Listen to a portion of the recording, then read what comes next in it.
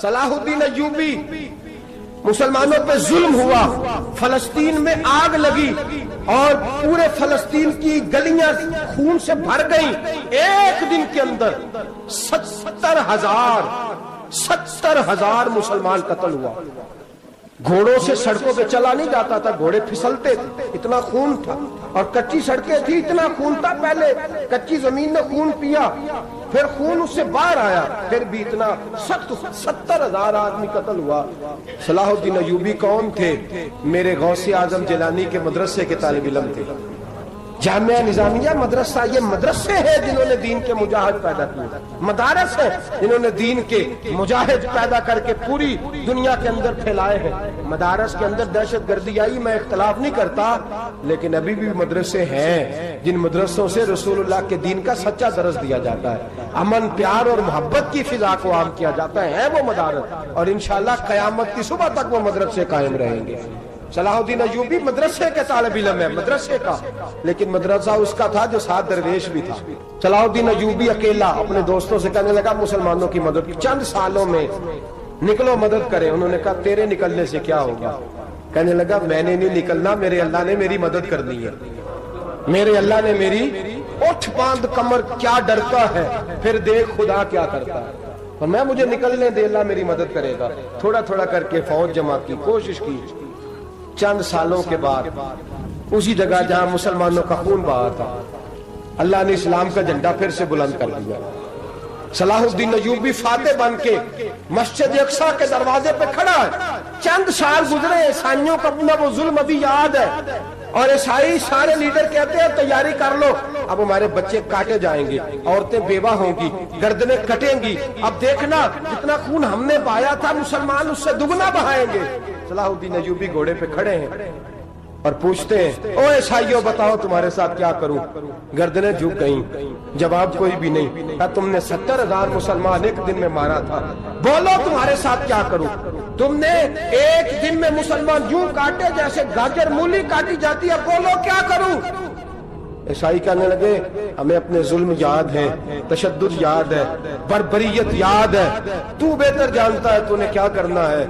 صلاح الدین ایوبی گھوڑے پہ فاتح کھڑا ہے، آنکھوں میں آنسو آئے، تڑپ کے رویا، کہنے لگا میں تمہارے ساتھ وہی سلوک کروں گا جو میرے مصطفیٰ نے قریش مکہ کے ساتھ فرمایا تھا، لا تصریب علیک، جاؤ تم پر کوئی زیادتی، جاؤ تم آزاد ہو۔ اس نے کہا تو کر کیا رہا ہے؟ کہنے لگا میں کیا کروں، میں اس محمد کا ماننے والا ہوں جس نے معاف کرنا سکھایا ہے صلی اللہ علیہ وسلم، میرے پیروں میں زنجیر ہے رسول اللہ کی غلامی کی، جاؤ تم آزاد ہو۔ اس نے کہا تم آزاد ہو، لوگوں نے کلمہ پڑھنا شروع کر دیا، اشہد ان لا الہ الا اللہ واشہد ان محمدن عبدہ۔ سارے قبیلے کے کچھ نہ کچھ لوگ مسلمان، ایک قبیلہ رہ گیا مسلمان نہیں ہوتا۔ صلاح الدین ایوبی اپنے خیمے میں بیٹھے ہیں تو ایک بی بی آ گئی، اس قبیلے کا کوئی شخص مسلمان نہیں ہوتا۔ بی بی آئی، آگے کہنے لگی میرے 4 بیٹے جنگ میں کھو گئے، چھوٹے چھوٹے بچے جنگ میں کھو گئے، مل نہیں رہے، فوجیوں کو حکم دے مجھے میرے بچے تلاش کر کے دیں۔ صلاح الدین ایوبی نے جھٹ پٹ سر پہ امامہ باندھا، نیزہ پکڑا، سینے بند باندھا، اپنے جبے کو سمیٹا اور باہر کہنے لگی تو کدھر جا رہا ہے؟ کہنے لگا میں خود تیرے بچے تلاش کر کے دوں گا۔ صلاح الدین چند سپاہی ساتھ ہے، گلی گلی نکلے، گلی گلی فجر کے نکلے، اثر ہو گئی، تھک گئے، 2 نمازیں صحرا میں پڑھی، جنگل کے اندر پہنچے تو ایک کونے میں 4 بچے ایک جگہ ڈرے اور سہمے ہوئے بیٹھے ملے۔ صلاح الدین ایوبی اٹھا کے لائے، ماں کو کہنے لگے تیرے بچے ہیں، نکلا اس لیے تھا کہ میرے نبی نے فرمایا بچے جدا ہوں تو ماں کو درد بڑا ہوتا ہے، اور میرے رسول نے فرمایا تھا جب جنگ کرنے جاؤ تو کھیت برباد نہ کرنا، فصلیں تباہ نہ کرنا، بچوں کو ماں سے جدا نہ کرنا۔ فرمایا میں سوچ رہا تھا تیرے بچے کہیں میری وجہ سے جدا ہو گئے تو مصطفیٰ کو جواب کیا دینا؟ فرمایا تیرے بچے ڈھونڈ کے لایا ہوں۔ بچے ماں کے پاس آنے لگے تو ماں نے بڑے بیٹے کے منہ پہ تھپڑ مارا، کہتا ہے اماں کیا ہوا؟ کہنے لگے تو نے سنا نہیں کہ دشمن کے بچوں کی اتنی حفاظت کرتا ہے، میرے پاس نہ جا اس کے قدموں میں بیٹھ جا.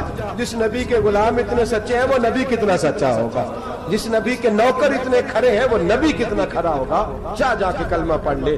مسلمانوں کی نا ایک تعداد لڑتے لڑتے دور چلے گئی. تاتاریوں نے قید کر لیا. 4 مسلمان تھے, تبلیغ کرنے گئے, جنگ کرنے گئے, جہاد کرتے کرتے کافروں سے لڑتے تاتاری قوم میں چلے گئے. وہاں قید کر لیے گئے تو سزائے موت کا حکم ہوا. 4 بزرگ تھے, سزائے موت کا حکم ہوا تو تاتاری بادشاہ جو تھا وہ بڑا خلاف تھا, بڑا سخت مخالف تھا مسلمانوں کے. اس نے کہا کہ ان کو جب پھانسی دینا نا مسلمانوں کو تو میرے سامنے دینا. اب 4 عالم ہیں, 4 صوفی ہیں, سفید داڑیاں, سر پہ امامے. پھانسی کا وقت آیا تو جو پھانسی گھاٹ ہے وہ ایک ہے, چاروں کو اکٹھے پھانسی نہیں ہو سکتی. ایک کو کہا کہ ایک ایک کر کے ان کو پھانسی دو.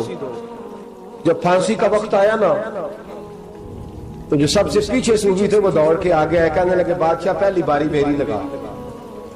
پہلی.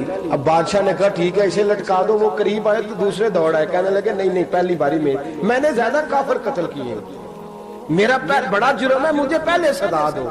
ان کو پھانسی دینے لگے تو تیسرے آ گئے, کہنے لگے نہیں یہ تو میرا قتل کرتا تھا, رستے میں بتایا کرتا تھا, ڈھونڈ کے میں بتلاتا تھا کہ یہاں زیادہ تعداد ہے, مجھے پہلے پھانسی دو. تیسرے کے ساتھ بات ہو رہی تھی تو چوتھا دوڑا آیا, کہنے لگا یہ رستے بتاتا تھا, یہ تبلیغ کرتا تھا, یہ سارا کچھ کرتا تھا, لیکن کہا یہ کہتے تھے چلو واپس چلتے ہیں, میں جانے نہیں دیتا تھا. میں کہتا تھا اور کافر مارنے اور علاقے فتح کرنے, میرا جرم بڑا ہے, مجھے پہلے پھانسی دو. بادشاہ کہنے لگا مجھے 35 سال ہو گئے حکومت کرتے, بڑی دنیا کو پھانسی دی ہے. لوگ تو ایک دوسرے کو دھکے دیتے ہیں کہ پہلے تو جا, اور تم کیسی قوم ہو کہ ایک دوسرے پہ قربان ہو رہے ہو. کہنے لگا تم ایک باپ کی اولاد ہو. جاگ رہے آپ لوگ. تاتاری بادشاہ, کافر بادشاہ, اسلام کی مخالفت کرتے ہیں. ایک باپ کی اولاد ہو کا نہیں, ایک قبیلے کے رہنے والے ہو کا نہیں, ایک ملک کے رہنے والے ہو نہیں. اس نے کہا رشتہ کیا ہے, تمہارا رشتہ کیا ہے؟ تو بول کے کہنے لگے خدا ایک ہے, نبی ایک ہے. خدا ایک ہے اور نبی منفرد ایک ہے. اس قوم کی نقصان بھی ایک ہی, سب کا نبی, اللہ بھی, قرآن بھی ایک.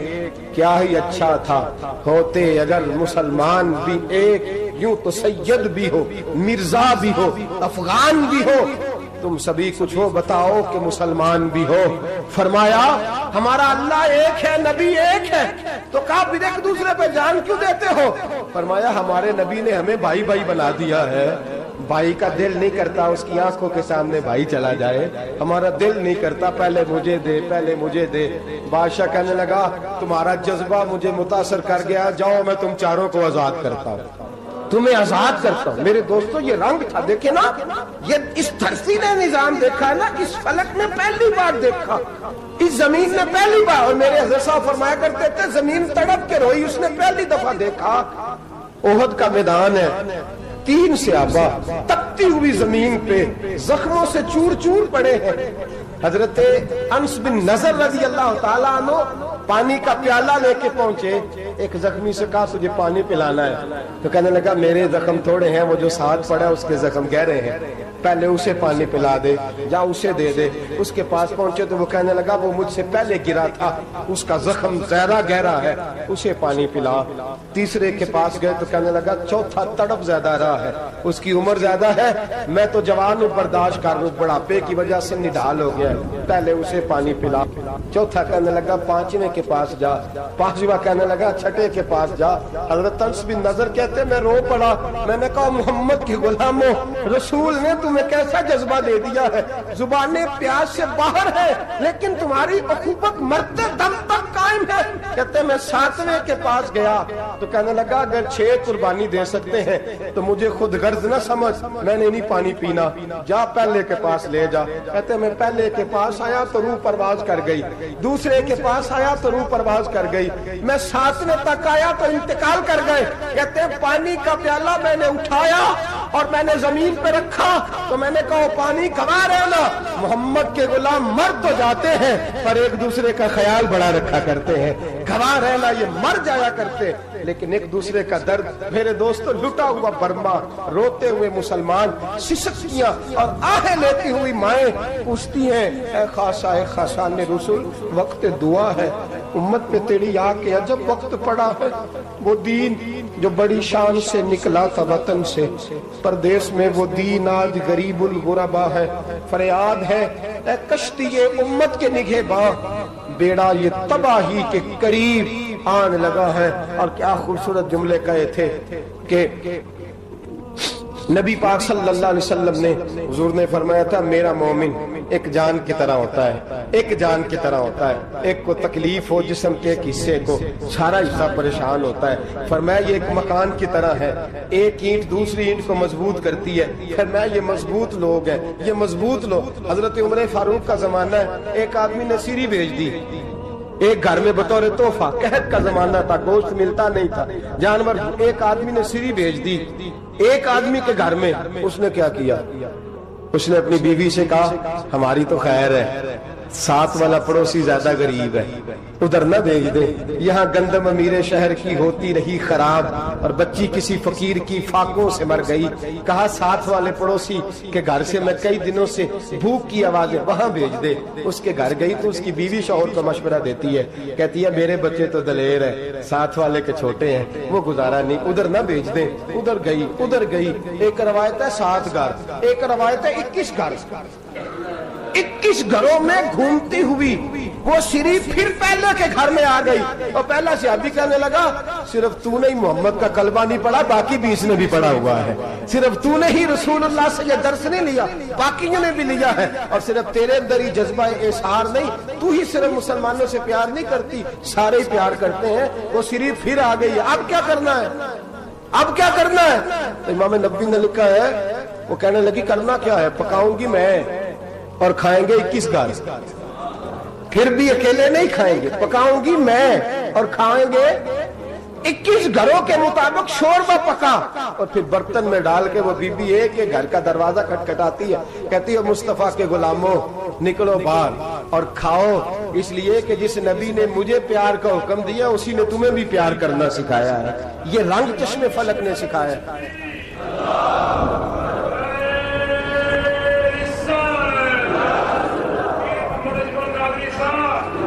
آپ کی بڑی مہربانی، زندہ باد وہی ہے جس کو اللہ رسول زندہ باد فرمائے، بڑی مہربانی، اللہ جزا دے۔ بنو قریظہ اور بنو نذیر 2 محلے تھے یہودیوں کے، یہودیوں نے بڑی عہد شکنی کی تو نبی پاک صلی اللہ علیہ وسلم نے ان کو بے دخل کر دیا، مدینے سے نکال دیا، مدینہ منورہ سے۔ یہودی نکل گئے مدینہ طیبہ سے، تو جب وہ نکل کے جا رہے تھے تو ان کے مکان، ان کے باغ، ان کی جائیدادیں بچ گئی۔ نبی پاک علیہ السلام نے انصار مدینہ کو پہلے بلایا، جاگ رہے ہیں نا آپ لوگ، پیسے آتے کسی کو برے لگتے ہیں، اب تو یہ بھی حلال حرام کی تمیز بھی اٹھتی جا رہی ہے، جائیداد، باغ، مال، علاقہ خالی ہوا ہے، وہ چلے گئے اور لوگ تو ڈھونڈتے پھرتے ہیں۔ اللہ خیر فرمائے، شاملہ ہر جگہ ملتی نہیں اب شہروں میں، وہ کس کس نے نام کرا لیا، کدھر گئی ہے کوئی خبر ہی نہیں، خالی جگہ پڑی ہے۔ میرے نبی پاک علیہ السلام نے پہلے انصار مدینہ کو بلایا، حضور نے فرمایا انصاریوں بہت بڑی جائیدادیں یہودیوں کی، بنو نذیر اور بنو قریظہ محلے خالی ہو گئے، میرا دل کرتا ہے وہ تمہیں دے دوں، اس لیے کہ تم نے اپنے مہاجر بھائیوں کے ساتھ بڑا تعاون کیا، جائیدادیں تم نے دے دی ہیں، مکانات دے دیے ہیں، بڑا کچھ تم نے دیا ہے، میرا دل کرتا ہے وہ تمہارے نام کر دوں۔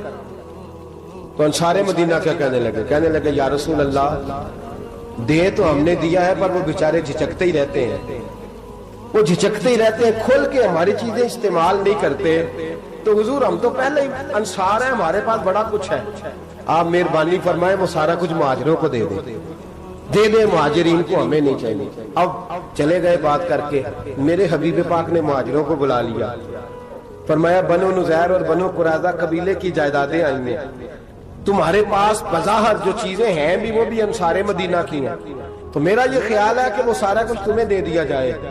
ابو بکر صدیق رضی اللہ تعالیٰ عنہ کہنے لگے یا رسول اللہ صلی اللہ علیہ وسلم ہمارے انصار بھائیوں نے ہمارے لیے دل تک کھول دیے ہیں حضور، انہوں نے ہر چیز بانٹ کے ہمارے سامنے رکھ دی ہے، ہم اتنے خرد غرض ہیں کہ سارا کچھ لپیٹ جائیں۔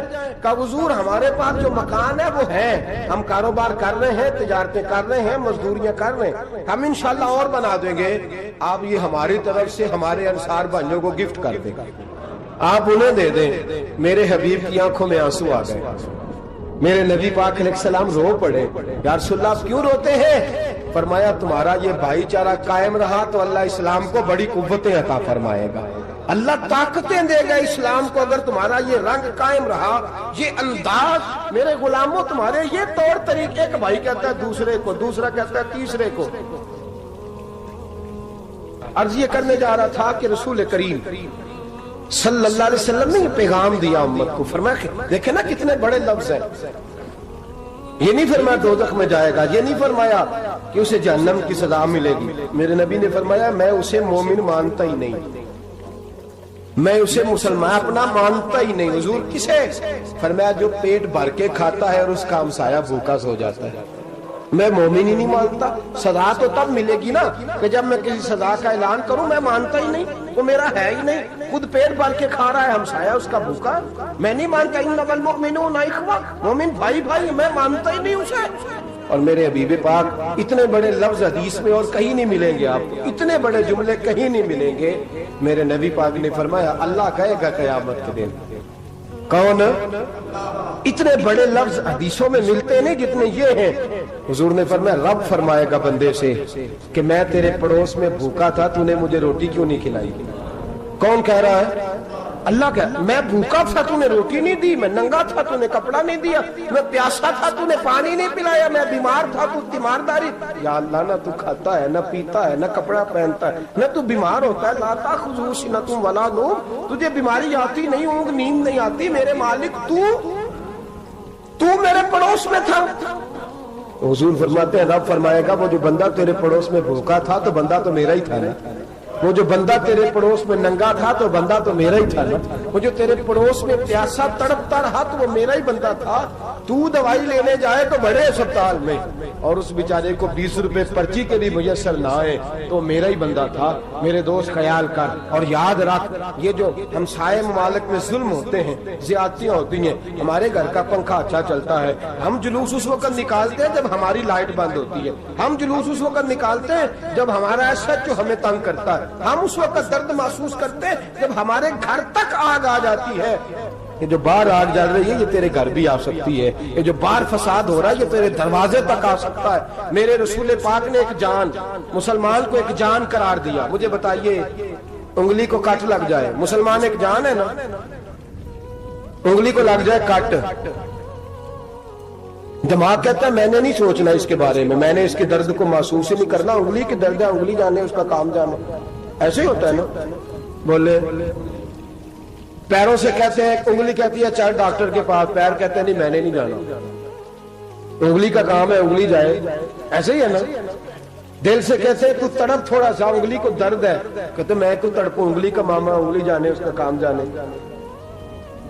ٹیلی فون کرنا ہے ڈاکٹر صاحب کا پتہ کرنا ہے، دکان کہتے ہیں میں نے نہیں بات سننی ڈاکٹر صاحب کی، زبان کہتی ہے میں نے نہیں بولنا، انگلی جانے، ایسا ہوتا ہے۔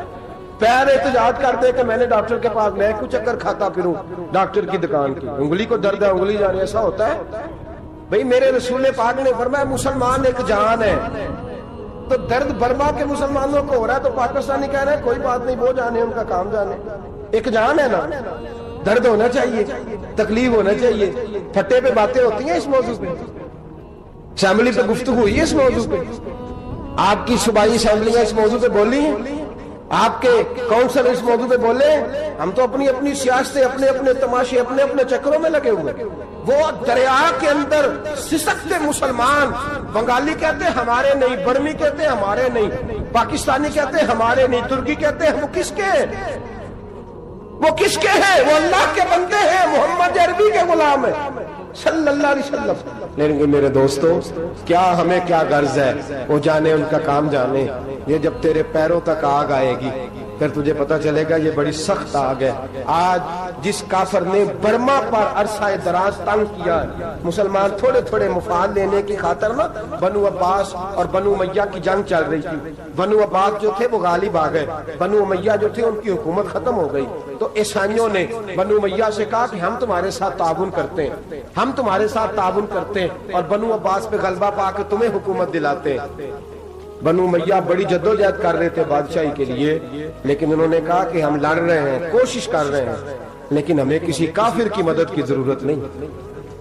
ہم جتنا مرضی لڑیں لیکن کافروں کے ہاتھوں بنو عباس کو مروانے کو ہم تیار نہیں ہیں. میں خبردار، تمہارا آپس کا معاملہ ہے، ہم خود نمٹ لیں گے، تمہیں اجازت نہیں دیتے تم اندر کودو اور کود کر کے تم فسادات پیدا کرو اور مسلمانوں کے اندر تقسیم کرو. میرے دوستو، مسلمان کو سوچنا چاہیے، سوچ بڑی رکھنی چاہیے. گھر کی جنگ سے نکل آ، اب بہو ساس کے جھگڑے سے باہر آ جا، اب ملے کی سیاست چھوڑ کے باہر کا سوچ. اب اسلام کو تیری حاجت ہے. اب پوری دنیا جب مسلمان کو دیکھے نا، فیس بک یوز ہوتی ہے، اس پہ نوجوان جب اسلام کی بات کرنے لگے گا، اس پر جب بڑا اسلام کی بات کرنے لگے گا، پوری دنیا میں پیغام جائے گا کہ مسلمان اب جاگنے لگا ہے، مسلم خابیدہ بیدار ہونے لگا ہے، اب اس کی آنکھیں کھلنے لگی ہیں، اب یہ اپنے مذہب کی بات کرتا ہے، اب یہ اپنے ملک سے، صوبے سے، برادری سے نکل کر بولتا ہے. اب یہ کہتا ہے کہ بازو تیرا توحید کی قوت سے کبھی ہے، اسلام تیرا دیس ہے، تو مصطفی ہے. اب یہ بڑی سوچ رکھتا ہے، اب یہ عالمی بات کرتا ہے. میرے دوستو، ہمارا تو حال یہ ہے.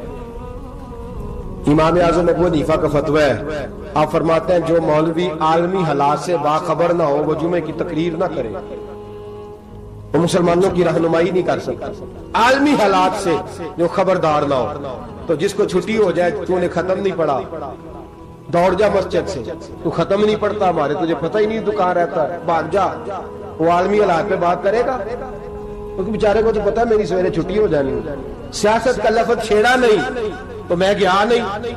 یاد رکھے، وہ جو بیداری ہے، وہ جو اعلیٰ ظرفی ہے، وہ جو بڑی سوچ ہے، وہ جو ملت کی سوچ، وہ جو قومیت کی سوچ ہے، وہ جو آگے بڑھنے کا زاویہ ہے، وہ تو اندر. اقبال کہتے ہیں گلا تو گھونٹ دیا اہل مدرسہ نے تیرا، گلا تو گھونٹ دیا اہل مدرسہ نے تیرا. تجھے تو مدرسے والوں نے پلیٹ پکڑا دیا ہے کہ جا سویرے لنگر کٹھا کر کے لا اور دوپہر کو روٹیاں مانگ کے لا اور دیکھ آج مرا کون ہے، ختم کس کا پڑھنا ہے. تو گلا تو گھونٹ دیا اہل مدرسہ نے تیرا، اب کہاں سے آئے گی صدا لا الہ الا اللہ. تو گھونٹ دیا تیرا گلا، تو کیسے بڑی بات کرے گا؟ بڑی بات کے لیے بڑی سوچ چاہیے، بڑی تگودو چاہیے، بڑی کوشش چاہیے، بڑا حوصلہ چاہیے. مسلمان چھوٹی چھوٹی لڑائی میں، چھوٹی چھوٹی جنگ میں، ایک دکاندار دوسرے دکاندار سے لڑ رہا ہے، گلی والا دوسری گلی والی سے لڑ رہا ہے، محلے والا محلوں پہ اعتراض. ایک شہر میں رہنے والے میں نے دوسرے محلے پہ اعتراض کرتے دیکھا. یقین کریں، ایک شہر میں رہنے والے، علاقے میں بسنے والے کہتے ہیں بھائی توبہ ہے، اس محلے تو اللہ ہی بچائے. لا حول ولا قوت. وہ جو تقسیم در تقسیم کی سوچ ہے، اس نے چھوٹے چھوٹے ٹکڑوں میں مسلمانوں کو بانٹ دیا ہے. چھوٹی چھوٹی تقسیم ہے، چھوٹا چھوٹا ہمارا مزاج ہے، چھوٹی سوچ ہے. بڑی سوچ کی بات سنیے. صلاح الدین ایوبی، جاگ رہے ہیں نا آپ لوگ؟ تو آخنا حضرت صاحب ایڈی وڈی گل چھیڑ چھڑی ہے، یہ مطلب ہی کون نہیں، کنے برما جانا ہے تو کنے مدد کرنی ہے. میں تو بھائی فریضہ سر انجام دے رہا ہوں. میرے نبی نے فرمایا برائی کو یا ہاتھ سے بدل، ہاتھ سے نہیں بدل سکتا تو زبان سے تو بولنا.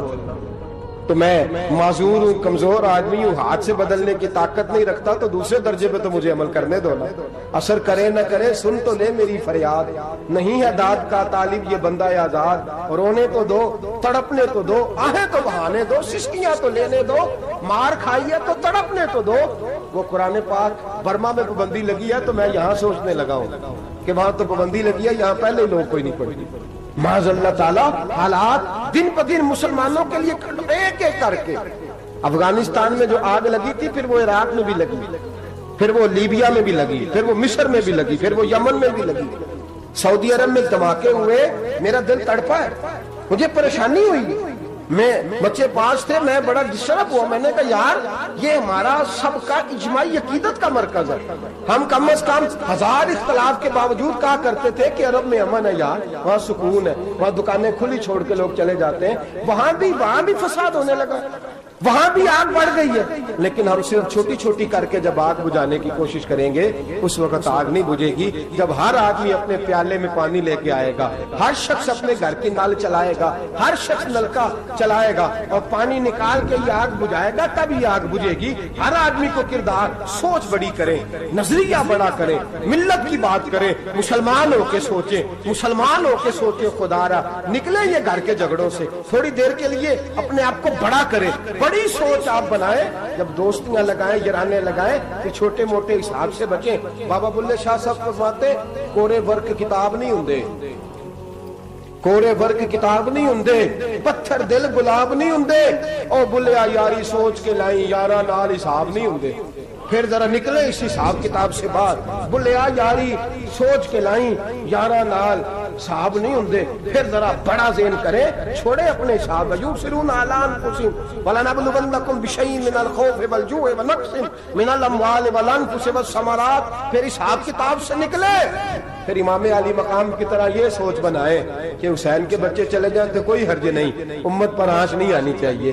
ایک امام علی مقام، کل تک امام میدان میں کھڑے تھے تو اکیلے تھے، لیکن آج پوری دنیا کہتی ہے حسین ہمارا ہے، حسین ہمارا ہے۔ آج نظریہ امام علی مقام زندہ ہے، تو اکیلا ہے تو کھڑا ہو، یہ نہ کہا کر چھوٹی سی مسجد ہے، ایک کونا کا کھڑکاوا مولانا تقریر کر رہے ہیں تو کیا بنے گا، ایک آواز کہیں سے گونجا کرتی ہے، پھر اس میں تاثیر میرا اللہ پیدا فرما دیا کرتا ہے، پھر اس کے اندر قوت میرا رب پیدا فرما دیا کرتا ہے، پھر اللہ اس میں تاثیر پیدا کر کے چار دانگ عالم میں پھیلا دیا کرتا ہے۔ جب آپ نماز پڑھ رہے ہوتے ہیں، جب آپ کا مصلی آباد ہوتا ہے، صلاح الدین ایوبی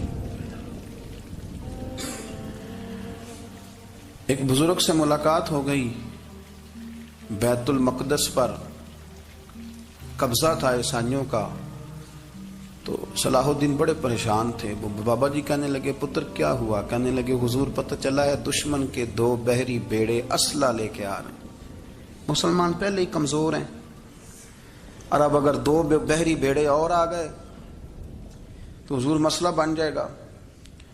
تو میں پریشان ہوں کہ کس طرح یہ کم مسئلے والی ہماری فوج ہے کیسے مقابلہ کرے گی۔ تو بابا جی کہنے لگے پتر اس طرح کرنا، آج رات تو بھی دعا کرنا اور میں بھی کروں گا، تو بھی دعا کرنا، آپ ناراض نہ ہونا، ہم تو پیروں والے ہیں، ہم تو پیروں کے نوکر غلام ہیں، ہمارا تو گزارا ہی نہیں، ہمیں تو ملتا ہے سارا کچھ وہاں سے۔ پر میرا سوال یہ ہے کہ تعویذ لینے جاتے ہو نفل کیوں نہیں پڑھتے، رات اللہ اللہ کیوں نہیں کرتے؟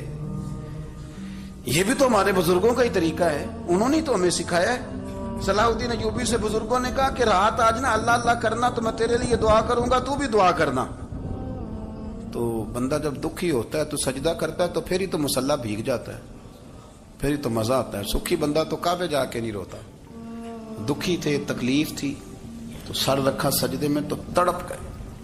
اور وہ بابا جی کہتے ہیں میں مسجد آیا تو صلاح الدین چیخے مار کے رو رہا تھا اور کہہ رہا تھا مالک میں کوئی اپنی شان کے لیے تو نہیں نہ لڑ رہا، اللہ کو میں کوئی قبضوں کے لیے تو نہیں لڑ رہا، مالک تیرے لیے لڑ رہا ہوں، مجھے بے آبرو نہ کرنا، میری مدد فرمانا۔ کہتے ہیں میں آیا تھا کہ مسجد میں دعا کروں گا، پر صلاح الدین ایوبی کو روتے دیکھا تو میں لوٹ گیا۔ تو سویرے صلاح الدین ملے تو بڑے خوش تھے۔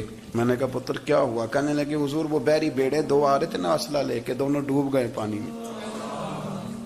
پانی میں ڈوب گئے۔ تو بابا جی کہنے لگے صلاح الدین وہ پانی میں نہیں ڈوبے، وہ تیرے آنسوؤں میں ڈوب گئے، وہ غرق ہو گئے، وہ جو تو نے مصلی بات کیا تو وہ تیرے آنسوؤں میں ڈوب گئے، وہ غرق ہو گئے، وہ تباہ، اتنے قیمتی تھے تیرے آنسو کے بہا لے گئے دشمن کے بحری بیڑوں کو۔ میرے بھائی ٹھیک ہو گیا جی، میرے عزیز سمجھ لیں اس بات کو ہمیشہ کے لیے، اور اس پر غور کر لیں اچھے طریقے سے کہ میرے رسول کریم سید عالم صلی اللہ علیہ وسلم نے نا ہماری توجہ دلائی، حضور نے ہمیں بتلایا، ہمارا ذوق بڑھایا عبادت کی طرف۔ ایک صحابی تھے حضرت ابو فاطمہ رضی اللہ تعالیٰ عنہ، یہ ترمذی شریف کی حدیث ہے۔ نبی پاک علیہ السلام نے فرمایا ابو فاطمہ قیامت کے دن مجھ سے جلدی ملنا چاہتے ہو کہ دیر کے ساتھ؟ تو کہنے لگے حضور کون ہوگا جو دیر سے ملنا چاہے، ہم نے تو جان دے دی وعدہ دیدار پر۔ اعلیٰ حضرت فرماتے ہیں جان دے دی وعدہ اور نقد اپنا دام ہو ہی جائے گا۔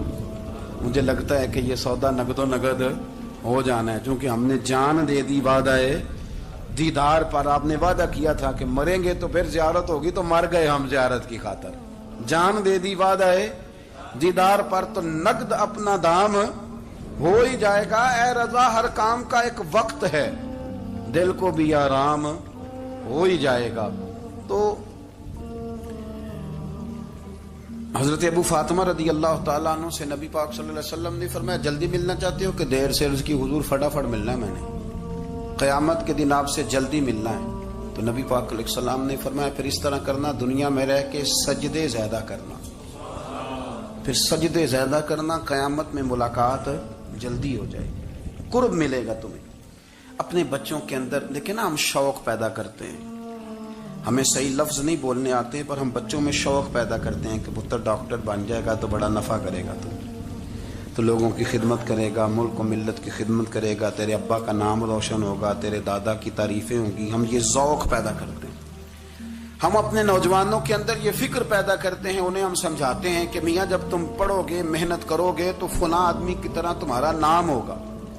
یہ جتنا ذوق ہم بچوں کے اندر ان چیزوں کا پیدا کرتے، ہمیں حکم ہے کسی طرح ہم ذوق پیدا کریں کہ پتر نماز پڑھے گا تو اللہ راضی ہو جائے گا، تو سجدہ کرے گا۔ دیکھیں نا میرے رسول کریم علیہ السلام نے فرمایا 7 سال کے بچے کو مسجد لے کے جاؤ، یعنی اسے شوق دلاؤ، اس کے اندر یہ خاصیت پیدا کرو کہ اس کا دل کرے مسجد میں جانے کو، اس کے اندر یہ خصوصیات لاؤ کہ وہ ہمارے ہاں نا ہر چیز کو پرموٹ کیا جا رہا ہے، ہر چیز کو، یعنی سر سنگیت سکھانے کے لیے اکیڈمیاں بن گئی، ہر شے پرموٹ ہو رہی ہے، عبادت کا جذبہ کم ہوتا جا رہا ہے، اللہ کا ذوق ہمارے اندر نہیں رہا۔ اور اتنا مشکل ہم نے اپنے لیے بنا لیا ہے کہ وہ بندہ جو بڑی زبردست مذہبی گفتگو کر رہا تھا اور تگڑی بات کر رہا تھا، کیا بات ہے، لیکن نماز کے بارے میں کمزوری دکھا جاتا ہے، نوافل کے بارے میں وہ چپکے سے نکل جاتا ہے۔ امام احمد بن حنبل رحمۃ اللہ تعالی علیہ، مسند امام احمد بن حنبل 14 جلدوں میں ہے مارکیٹ میں، اور مجھے تو خیر پسند ہی بڑی ہے، میں نے کئی دفعہ پڑھی ہے، اور کیا بات ہے امام احمد بن حنبل، کیسے تگڑے قسم کے محدث تھے، اور اللہ نے کتنا انہیں اعزاز عطا فرمایا ہوا۔ یہ کوڑے بھی کھاتے تھے دین کی خاطر، سارا کرتا لہو سے بھر بھی جایا کرتا تھا، بڑا اعزاز والا شخص تھے، بڑے اعزاز والے، حدیثیں جمع کرنا، حدیثیں لکھنا، حدیث پڑھانا، سارا دن رہتے تھے۔ کہہ سکتے تھے کہ میں کر تو رہا ہوں کام، اور حدیث بھی موجود ہے کہ عالم عابد سے افضل ہوتا ہے، پر اس کے باوجود امام احمد بن حنبل رحمۃ اللہ علیہ 300 نفل فرض نمازوں کے علاوہ پڑھا کرتے تھے، 300 نوافل روز پڑھا کرتے تھے۔ ان کے بیٹے نے کہا ابا جی مکان خریدنا ہے تو وہ جگہ کہاں کر کے لوں، بہت ساری آبادیاں، تو فرمایا پتر وہاں لینا جہاں مسجد قریب ہو۔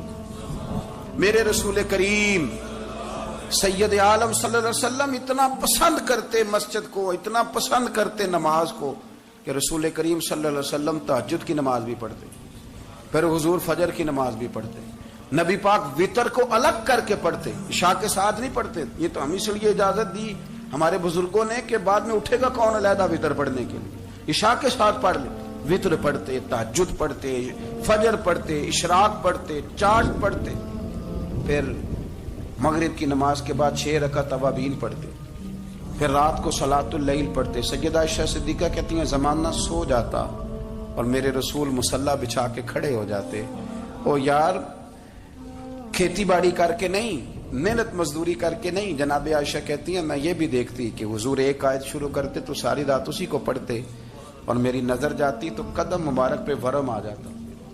یار نماز پڑھ کے اتنی مشقت کر کے، اتنی جد و جہد کر کے ورم آ گیا، یا رسول اللہ اتنی محنت کیوں کرتے ہو؟ فرمایا افلا اکون عبدا شکورا، کیا میں اپنے رب کا شکر گزار بندہ نہ بنوں؟ صحابہ کا ذوق عبادتوں کا، ریاضتوں کا، تلاوتوں کا، طبیعت ہے ان کی، وہ ایک دوسرے کو، حضرت مولا علی شیر خدا کرم اللہ تعالی وجہہ الکریم کے زمانے میں روم کے بادشاہ نے کہا یار یہ مسلمانوں کا پتہ تو کرو، یہ آخر کیوں اتنے زیادہ مجاہد ہیں؟ اس زمانے میں جاسوس بھیجنے کا مزاج تھا، اب تو جاسوس پکڑا جاتا ہے، اب تو جاسوس، اور جاسوسی کا شوق ویسے آج بھی ہے۔ عرض کروں تھوڑی سی بات اس عنوان سے، پتہ ہے کیا ہمارا مسئلہ ہے؟ ہم جہاں جاتے ہیں نا وہاں تھوڑی خوشبو سونگنے کی کوشش کرتے ہیں. وہ کیا ہے تو یہ کیا ہے تو ادھر کیا ہے تو تھوڑا سا ادھر کیا ہے. میرے رسول پاک پڑھیے درود شریف سارے پڑھیے ذرا زور سے صلی اللہ تعالی. نبی پاک علیہ السلام نے فرمایا جاسوسی نہ کرنا ورنہ تم بندوں کو خراب کر دو. اور فرمایا اس طرح نہ ہو کہ تم کسی کے اب کھول نہ نکلو تو تمہارے پہلے کھول جائیں. یہ جو ذوق ہے نا یہ ختم کریں, چھوڑیں. مطلب آپ کس چکر میں پڑے ہوئے ہیں؟ اتنی زیادہ توجہ کرنے کی کیا ضرورت ہے؟ کام سے کام رکھیں. اس میں بندہ تھوڑا سا نا آسان رہتا ہے. یہ جو بہت زیادہ ٹٹولنے والے لوگ ہوتے ہیں نا وہ بےچارے پھر عمر ٹٹولتے ہی گزار دیتے ہیں, اس لیے کہ مزاج ہی بہت پکا ہے. بوری کا منہ کھول کے اندر تک ہاتھ ڈالنا تو پھر کئی دفعہ سامنے سے بچھو بھی لڑ جاتا, خرابی ہوتی. تو جاسوسی کی جاتی تھی. اس نے بھی جاسوس بھیجے کیونکہ قبیلوں کے لوگ تھے, کچھ مسلم کچھ کافر, پہچانے نہیں جاتے تھے لوگ. تو کچھ لوگ اس نے بھیجے, انہوں نے آ کے نا تحقیق کی, ریسرچ کری کہ آخر ماجرا کیا ہے. تو واپس جا کے انہوں نے رپورٹ دی نا روم کے بادشاہ کو. اس رپورٹ کا ایک جملہ بڑا شاندار ہے. وہ کہنے لگا بادشاہ ہمیں مسلمانوں کی کوئی سمجھ نہیں آئی, ہمیں کوئی سمجھ نہیں آئی. انہوں نے کہا کیوں نہیں سمجھ آئی؟ کہنے لگے یار عجیب بندے ہیں, جب رات مسلح پہ بیٹھتے ہیں تو یوں لگتا ہے ان کا دنیا سے رشتہ ہی کوئی نہیں, کوئی کسی کو نہیں جانتا. کوئی اپنے دکھ سنا کے رو رہا ہے, کوئی اپنی بات کر کے رو رہا ہے. لگتا ہے کہ ان کا کوئی رشتہ ہے ہی نہیں جب مسلح پہ بیٹھتے ہیں. اور فرمایا جب سویرے یہ جہاد کرنے نکلتے ہیں تو لگتا ہے ان سے زیادہ دلیر ہی کوئی نہیں. حالانکہ جو مسلحوں پہ رونے دھونے کے لوگ ہوتے ہیں وہ کئی دفعہ جہاد میں کام نہیں کرتے, لیکن عجیب لوگ ہیں کہ رات کے راہب ہیں, دن کے مجاہد ہیں, کوئی سمجھ نہیں آتی. میرے عزیز ان لوگوں نے مسلح آباد کر کے رکھا, تلاوتیں ان کا ذوق رہی, منظر روز پڑھنا, اسباق پڑھنا, وظائف پڑھنا, یہ ان کا ذوق رہا. اعلیٰ حضرت بریلوی رحمت اللہ نے 1000 کتاب لکھی ہے, لیکن الوظیفۃ الکریمہ کے نام سے جو وہ صبح و شام وظائف پڑھتے تھے وہ الگ انہوں نے ان کو بیان کیا. پابندی کے ساتھ اپنی اللہ اللہ کرتے. شیخ شہاب الدین سہروردی رحمت اللہ علیہ اس پر ایک بندے نے اعتراض کیا. اس نے کہا جی آپ کس قسم کے صوفی ہیں, مرید بیٹھے ہیں اور آپ وہاں نفل پڑھ رہے ہیں. یہ بھی بڑا مسئلہ ہوتا ہے نا. جو بندہ ملنے آتا ہے وہ اپنے ٹائم کے حساب سے آتا ہے, اور پھر اس کا یہ بھی خیال ہوتا ہے کہ پیر صاحب جو ہیں وہ چونکہ درویش ہیں تو نہ انہیں روٹی کھانی چاہیے نہ سونا چاہیے, چونکہ وہ درویش ہیں, اور ہم چونکہ درویشوں کے ماننے والے ہیں لہذا ہمارا یہ طریقہ ہونا چاہیے کہ جیسے ہم کہیں درویش ویسے ہی کر جائے. حالانکہ جس کو آپ درویش کہیں گے آپ اس کی مانیں گے, آپ منوائیں گے نہیں, ہمارا مزاج ہوتا ہے. شیخ شہاب الدین پر لوگوں نے اعتراض کی, حضور لوگ ملنے آئے ہیں, زیارت کرنے آئے ہیں, بندے دعا کرانے آئے ہیں, اللہ اللہ کرانے آئے, اور آپ نفل پڑھ رہے ہیں. کیا جملہ ہے, کیا حسن ہے, کیا خوبصورتی ہے. فرمانے لگے رب رسول سے مانگنے کے لیے مصلی بچھایا ہے, اگر وہاں سے مانگوں گا نہیں تو تمہیں دوں گا کیا؟ پہلے مجھے کچھ لے تو لینے دو, اگر میرے پلے کچھ شے ہوگی تو آگے دوں گا نا. تو میں مانگنے گیا تھا کہ یا اللہ دے, تیرے بندے لینے آئے دے, تو میں کچھ لوں گا تو آگے دوں گا نا. لیکن ہمارا یہ سٹیٹس, یہ مزاج, یہ شعور نہیں ہے. گپیں, کہانیاں, داستانیں, گفتگو, خطابت, واز, کیا بات. لیکن اگر کچھ کرنے کا کام ہو تو وہ نیم سے ہوتا. میرے نبی کریم علیہ الصلوۃ والسلام نے مصلی سے دل لگانے کا درس دیا. حضور نے توجہ دلائی. صحابہ اس ذوق کے حامل لوگ تھے, وہ کوشش کرتے تھے. جناب صدیق اکبر رضی اللہ تعالیٰ عنہ کا عبادت کا مزاج ہمیشہ قائم رہا. حضرت عمر